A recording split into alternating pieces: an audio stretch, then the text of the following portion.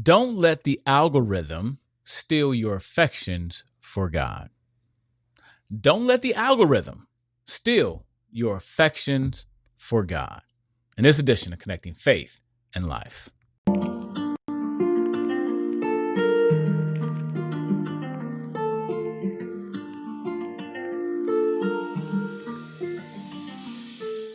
Everybody, welcome to this edition of Connecting Faith and Life. I'm your host, Mr. Brown.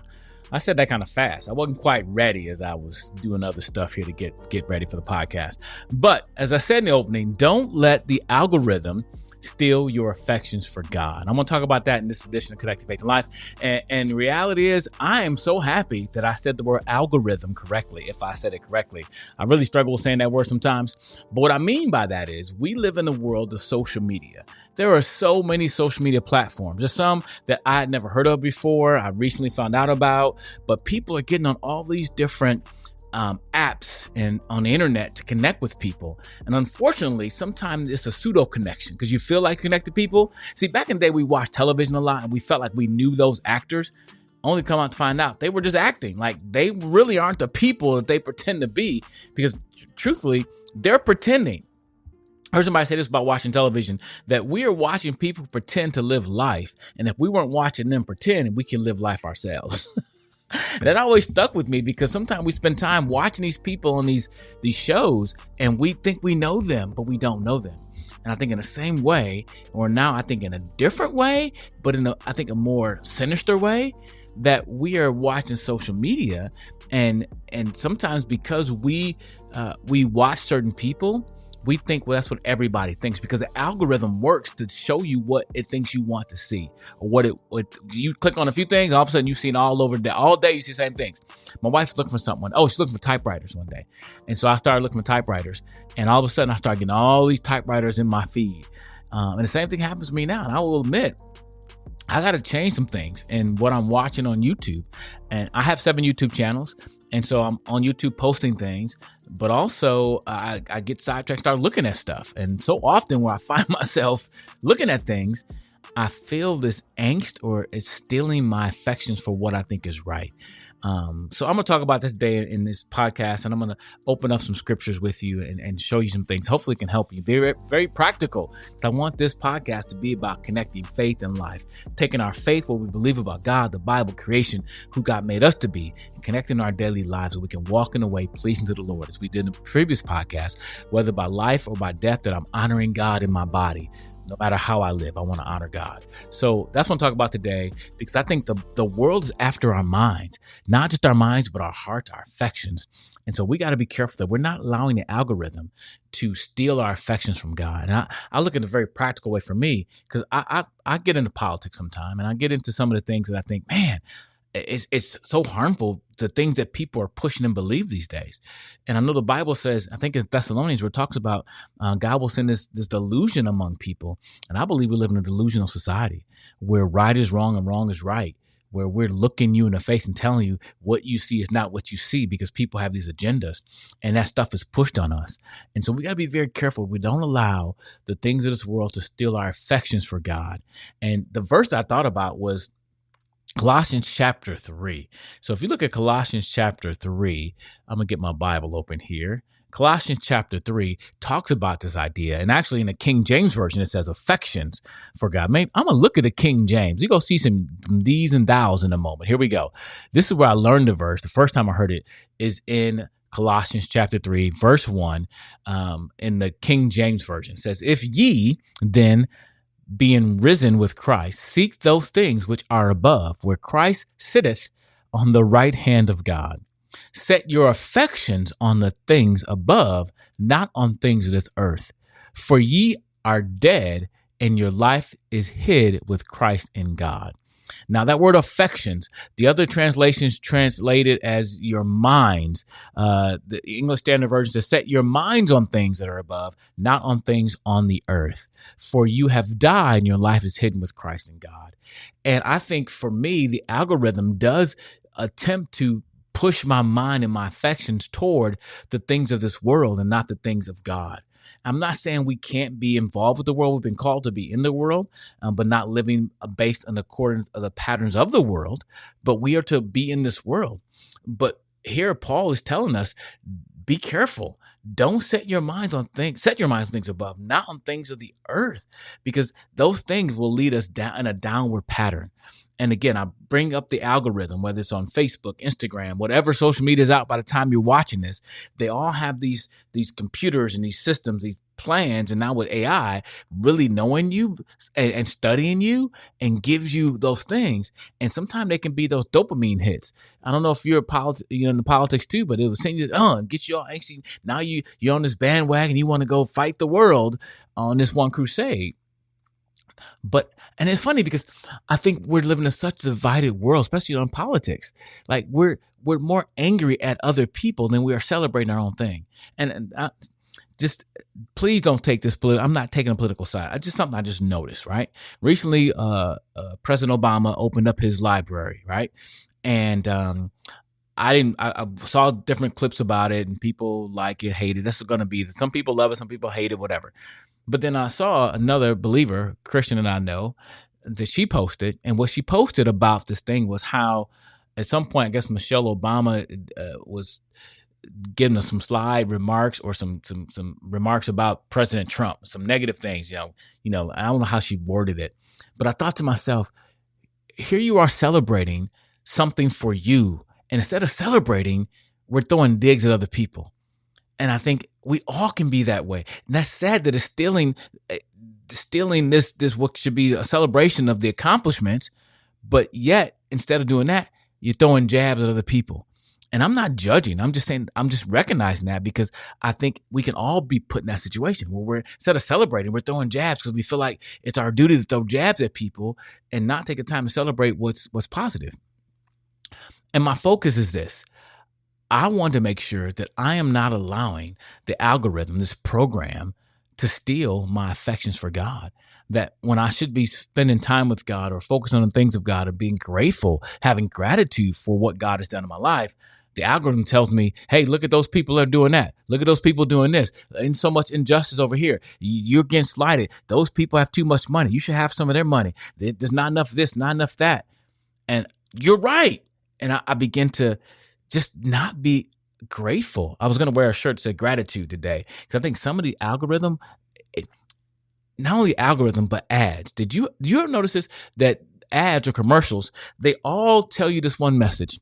You're not happy unless you have our product. They want to convince you that you are unsatisfied unless you buy their product or service. Think about that. And the algorithms are, you click on, I dare you to click on one ad on Facebook. And guess what will happen? You'll start seeing it on other social media networks, your internet feed, your search, it'll start popping up because they're saying, hey, you thought you needed this? And you're right, you need this. And you won't be happy, you won't be satisfied until you get our product. And it can lead us into a lot of angst. And so while I'm saying don't let the algorithm steal your affections for God, don't let anything steal your affections for God, your affections and your mind. We got to be intentional about setting our mind to seek the things of God, not things of this world. Look what Paul said again, going back to Colossians chapter 1. If then, or since then, you have been raised with Christ, seek the things that are above where Christ is at the right hand of God. Set your minds. That sounds like intentional. I need to be intentional about setting my mind. Like, what are you doing when you wake up in the morning? What's the first thing you look at? Is it Instagram? Is it Facebook? Is it YouTube? Somebody say, ouch. Yeah. Do we look at those things before we spend time with God? I heard one preacher say, he used to wear house shoes in his house because the floors were really cold. And so what he would do when he went to bed at night, he would take his house shoes and shove them way under the bed. Therefore, when he got up in the morning, when he touched the ground, he realized he needed his house shoes because the floors are cold. Therefore, he'd have to get on his knees and go under the bed to find them. So he would pray. He would spend some time in prayer while he was on his knees. And I think that's a great picture of setting your mind. You're choosing to do some things, to put some things in place. Some people call them habits. I like calling them rhythms. You're putting some rhythms in place in your life that will help you set your mind on things that are above and not things in this earth. I think sometimes we try to live by default. We try to live by chance and not by choice, where we allow the world come to us versus planning our day. So he says, set your mind on things that are above, not on things of this earth. So what things do you have in your life that helps you set your things? And I'm not bragging, but I'm very grateful for my mindset to listen to Christian music in the car, my mindset to listen to preaching in the car. For the last 4 weeks, I've been teaching in Sunday school, all 3 services. So I haven't been able to listen to the sermon. I haven't been able to go to service, but I make sure that I listen to the pastor's sermon sometime during the week. It's been great. We've been going through the book of James, and it's been amazing to listen to the book of James, And not only that, but I found this group called Rhythm and Bible, and they've taken just the scriptures themselves and put them different beats, and it's really nice. And so I've been listening to a lot of James lately, and it's been great to reinforce that truth in my mind, and that's being intentional. When I'm in my car, I'm being intentional about what is coming in my mind. Listen to. I got to be the same way when it comes to on my phone, when I'm looking at YouTube, when I'm posting stuff. I got to be more intentional and set my mind on things that are above, not on things of this earth. Because slowly but surely, I'll start getting angsty and start wanting to fight other people and argue and post things. And because it's my affections are being impacted by what I read, what I watch, what I consume. Because what we consume will one day consume us. We have to be very careful that we don't allow ourselves to be consumed by the algorithm or anything else for that matter. Look what he says, verse 3, for you have died and your life is hidden with Christ in God. I am no longer the person who has to be so wrapped up in the world. As a matter of fact, let me find another scripture real quick. 1 John 2:15. Look that up real quick. 1 John 2:15 talks about the fact that we should not love this world. The world wants us to be in love with it. The world wants us to be just like the world. I always refer to Romans chapter 12, do not be conformed to this world, but be transformed by the renewing of your mind. Here's our word again, mind. He wants our minds to be set on things that are above, and we have to be intentional, living by choice and not by chance, because it's not going to happen by chance. It has to be a choice. But in 1 John chapter 2, verse 15, Paul's very clear about how we should feel about the world. He says this, John, do not love the world or the things in the world. If anyone loves the world, the love of the Father is not in him. For all that is in the world, the desires of the flesh and the desires of the eyes and the pride of life is not from the Father, but from the world. And the world is passing away along with its desires, but whoever does the will of God abides forever. So Paul is Paul, I keep saying Paul because I usually teach on a lot of Paul stuff, but John is very clear here. Do not love the world. And I think the world wants us our affection to be toward the world, that we want to be like the world. We want to have and be and do. We want the pride of life. We want to have the cars and the money and all those things because we see it all the time. And it's always put in front of us that you won't be happy or fulfilled unless you drive this car, unless you have this new Tesla. I'm not saying it's anything wrong with having a Tesla necessarily, but where's my heart? And I'll be honest, like I have a lot of cameras. I have a lot of cameras, and I'm actually trying to sell a few of them now because I don't want the cameras just to sit in the ones I'm not using anymore just to collect dust. I want them to be used. I want them to be used by other people who can use them. But I have a lot of cameras, and there's new ones that come out all the time. And I watched 1 or 2 videos on this new camera that came out. It's the Insta360 Luna camera. And it's got this dual camera. So it's really small. I have a lot of portable cameras, and I want it. I really do want it. I can't afford it right now. I wish I could sell some of my other ones. I probably should sell some others before I get that one. But I'm telling you, I watched 1 or 2 videos, and now my feed, all these different videos, and I'm tempted to watch it. And every time I watch it, my affections are like, "Ooh, I want that camera," but I don't need it right now. I can't. I use what I have already. And there's nothing wrong with the camera, but it's my heart. Do I feel like I'm missing out? Do I feel like I'm not enough if I don't have that camera? I do want it, but is it the proper time? Do I need it? Do I have something else I can use in the meantime? And so I think I got to be careful not to keep watching these videos because it's convincing me that you need it. Look at all those other creators. They got that camera. Look what it can do. It does all this stuff, but I don't have the finances for right now, and I don't need it right now. And think about that. That's a camera thing, but think about all the other things that are being pushed on us every day. And we got to be careful that the algorithm does not control our affections. Because here's a question I heard a preacher say a while back, and I keep coming back to it. are the things you're consuming, are they stirring your affections for God or stealing your affections for God? Where's your mind? Where's your heart? And some of it comes down to what we're watching and what we're listening to.